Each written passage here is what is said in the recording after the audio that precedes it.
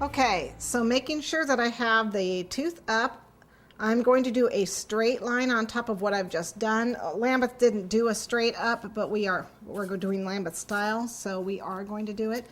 Make sure to try keep it as even as you can. I'm actually going to drag my tip just a little bit inside my zigzag I've got here.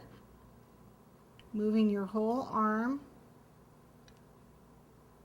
These three tails, the two tails I have here actually keep separate, but they do kind of blend into each other as they come down into this bottom scroll.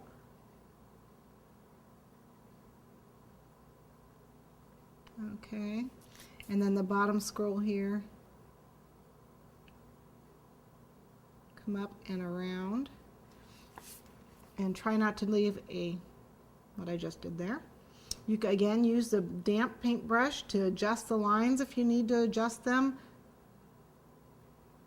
They're not where so they need to be directly in the middle if they're not. Remember that the second part here this middle part here is a little higher.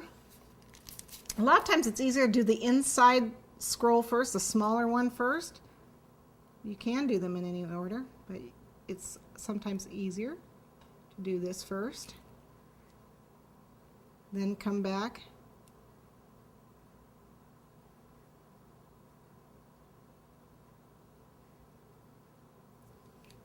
And then the scroll here.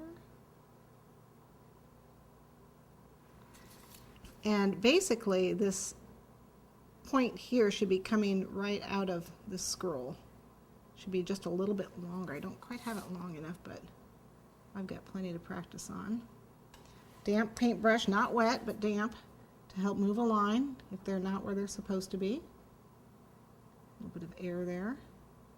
And again, make sure that they're laying directly and they're as flat as possible, but that middle part is going to be a little higher, so don't forget that.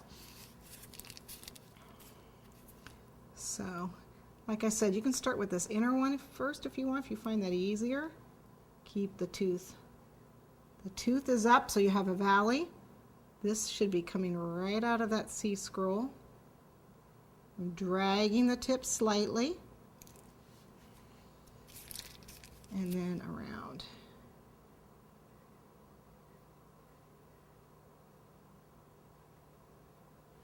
And if I don't, just want to make sure that's right height.